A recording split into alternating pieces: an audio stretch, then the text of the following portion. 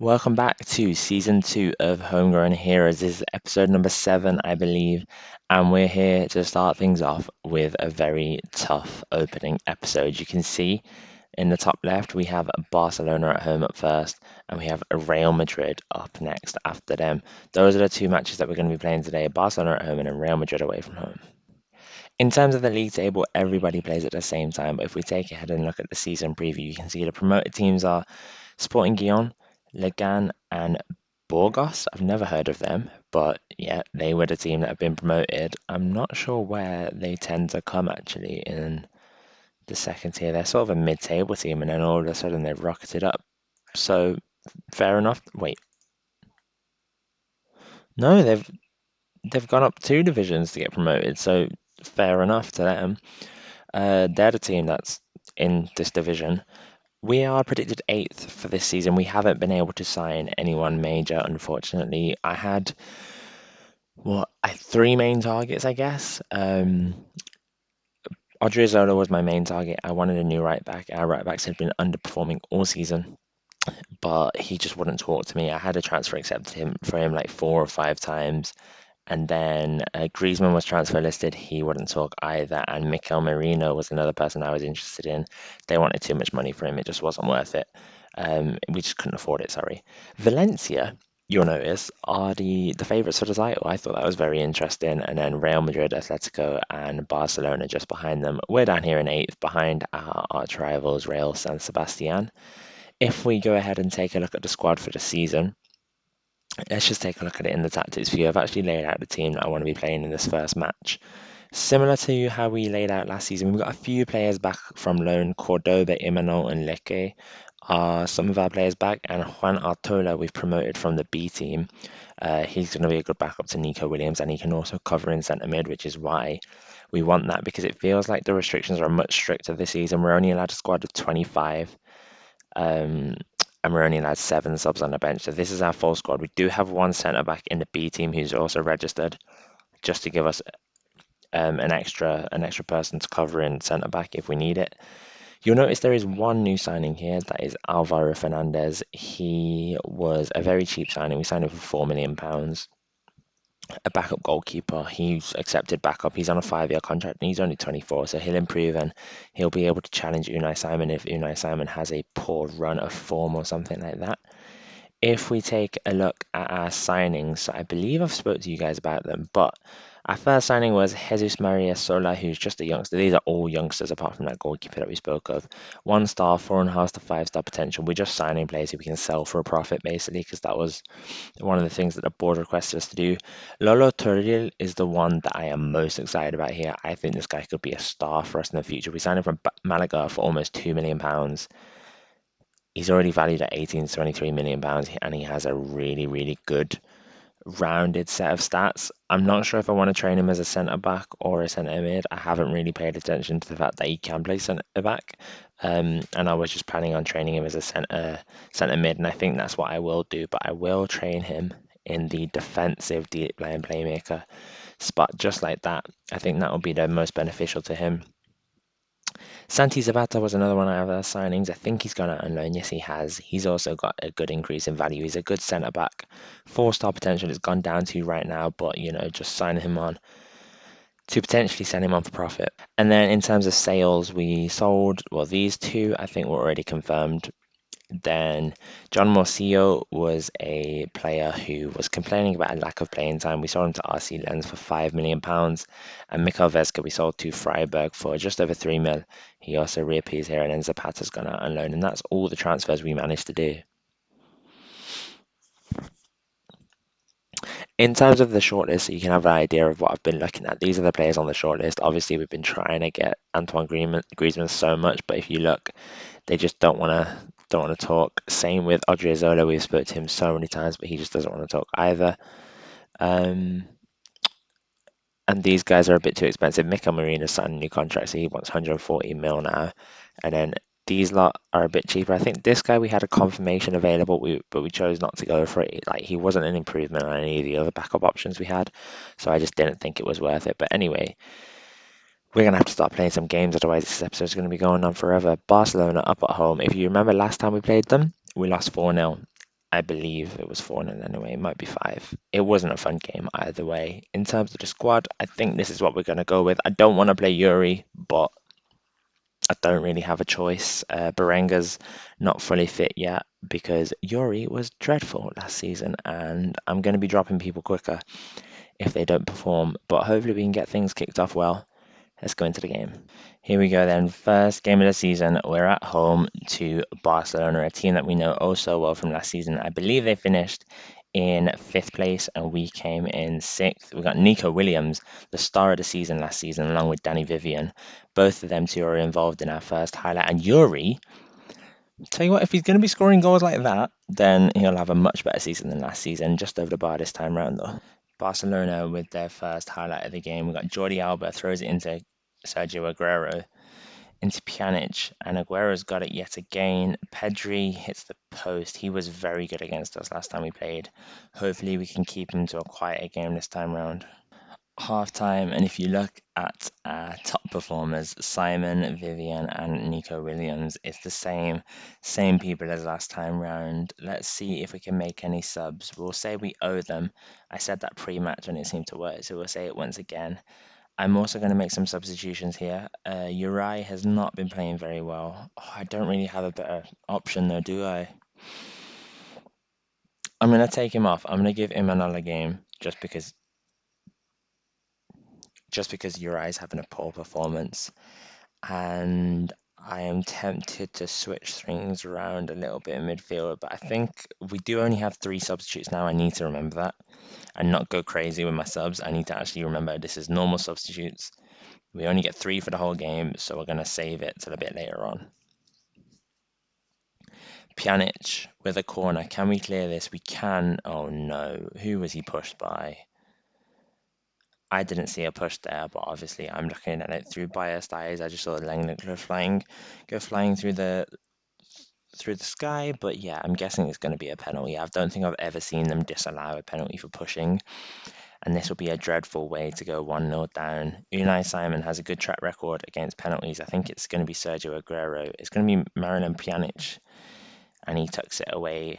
Unai Simon chose not to move. Let's see if we can bring this back level throughout the course of the game. We haven't been playing too badly. You can see by the ratings, we're not too far off their ratings, and I've been pleased so far. We haven't created much, but we are playing against Barcelona, who you would expect to finish in the Champions League spots. Let's take off Inaki Williams for Villa Libre, and let's leave it like that. Danny Vivian on the free kick. Come on, through ball to Ander Kappa. Oh, it's a poor ball in, but it finds its way to Nico Williams. Villa Libre to Munayin, and he's scored his first goal of the save. I'm 99% sure Munayin didn't score last season at all in the league, and he has scored in the first game of this season. And a capper down the right hand side into Nico Williams, finds his man in Villa Libre, who finds Iker Munayin, who sticks it into the bottom corner. A lovely finish from the team captain. I was gonna bring on Nico Serrano for Iker Munayin, but I think I'm gonna bring Munayin a bit further back and bring on Nico Serrano once again to that left wing spot where he seems to do so well for us. Here we go. Danny Vivian plays it into Imanol. Out wide to Inigo Martinez, finds Nico Serrano, plays it back out to Kappa. This is where we always seem to have good opportunities. It's a very, very overhit ball from Kappa though, but we've still got it. Yuri, through ball to Serrano and he stuck it in. Is he offside? That was really nice play, but it might be offside. No, yeah, I think it's offside. Oh, it's allowed.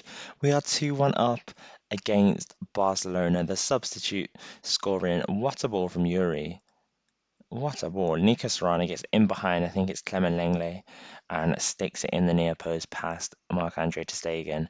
2-1 in the 82nd minute. Okay, I'm pretty sure I just saw a certain score flash up in Valencia's game, and if I did, that is just evil to welcome Burgos, the team who's had back-to-back promotions.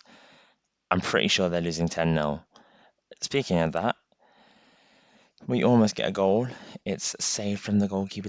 I did see that right. That's 10-0 Valencia. That's offside from Langley anyway. That's 10-0 to Valencia. What? Barcelona look like they might have a highlight here in the 94th minute, but the ball is overhit and it goes out for a throw in. Coming towards the end of the game now, can we keep the ball for just a few more seconds? We've decided to hoof it out. I don't know why we decided to do that. We literally had to keep it for a little bit more. We've managed to get the clearance here. Yuri, come on, Nico. Nico Serrano, and it goes for full time. We have won 2-1. Well then, we beat Barcelona 2-1, but I feel like that result is completely overshadowed by this. And Manu Vallejo scored 4 goals from. It's not the centre back. I thought that was the centre back, Manu Vallejo. It's a different one. He scored 4 goals, and they just battered Burgos. So after we were so happy that Ike Muniain is already beaten his previous year's goal tally, he has just gone and got injured and will be out for up to 7 weeks with a broken toe. So we're going to have to change things around. Nico Serrano will be starting. And you'll also notice that we are missing a player here. That is because Leke has been sold. I had to promise him that I'd sell him if he had an offer over a certain value. And someone offered that much basically. So he's gone. Which is unfortunate because he was going to be our backup right back. We've got to promote Hugo Rincon now, who is a 1.5 star wing back, and obviously we can't sign a different player there, unfortunately. In terms of the team, is Unai Nunes? No, 45 minutes only, so we'll leave him out still. We will bring on Unai Vencedor because I do think he's a really good player. I do like Danny Garcia as well, so I'm going to rotate these two, sort of give them 50-50 games each. And I think that's where we're going to leave things. Berenga's probably not ready to play a full match, no, so I don't want to waste one of my subs by having to bring him off. So let's get into the game. Real Madrid away from home. The first highlight of the game is for us, and it's Nico Serrano who's on the ball. Finds its way over to Nico Williams. I thought Andy Kappa was in behind there, not going to lie, but he chose not to play it to him. Chose to go back to Danny Vivian instead, who finds Nico Williams, but I thought that was a perfect tackle from Ferland Mendy. And I would be very annoyed if that gets stopped and then not allowed, but I would also be very annoyed if the penalty was given there and I was the Real Madrid manager. So, yeah, I think it's a lose-lose for the referee here. Because we still could have had an opportunity here. The ball would have stayed in play and we would have been fine to carry on. But, like, what was the point of stopping midway through the play? We could have scored. No way. Has Mendy just been sent off? I thought Nico Williams was getting sent off. What has just happened? I'm sorry, I was not really paying attention then. I just saw a slide tackle go in and I thought we'd had a player sent off. Shows how little attention I was paying. And Real Madrid are actually the ones with the highlight after that sending off. Some good play from them. Toni Kroos, Modric, Hazard, Casemiro all in there playing with the ball. They're going all the way back to their central defensive partnership though. Can we win the ball here and have a little counter attack? It looks like it's still going to be Real Madrid who are going to come forward eventually, probably with a long ball over the top. No, they're going to just play right through the middle, and Benzema with a fantastic run, and he's put it in the back of the net. Is that going to be disallowed? I don't think so. I think that's a goal. Yeah, I was going to say, I thought that was onside. Really nice finish from Karim Benzema, and really nice play from Real Madrid. They are down to 10 men, though, so we can probably go attacking here and probably go for the win. Gonna have to switch things up here. It really annoys me when my thingy does that as well. Nico Williams come off of Villa Libre, and we will bring off Inaki if he keeps up this poor performance.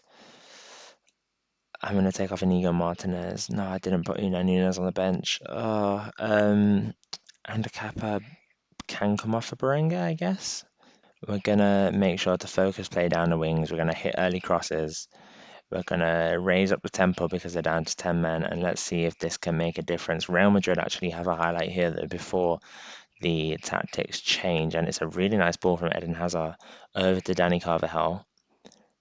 They look like they might be able to work an opportunity here. We're leaving a few gaps in behind. We look very compact in defence here, and yet we're still leaving space for them between the lines. Berenga going to play it out. No, he's not. He's going to go back, and Inaki Williams is going to have to come off at this rate. 6.2 rating. I don't understand why he's been so bad. I'm going to have to criticise his recent form because he was supposed to be our star man, and he scored about 3 goals last season.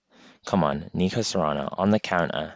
Can you play that ball in behind? No, you're going to wait, go around the defence potentially, Back to Yuri. Come on, let's fashion an opportunity here.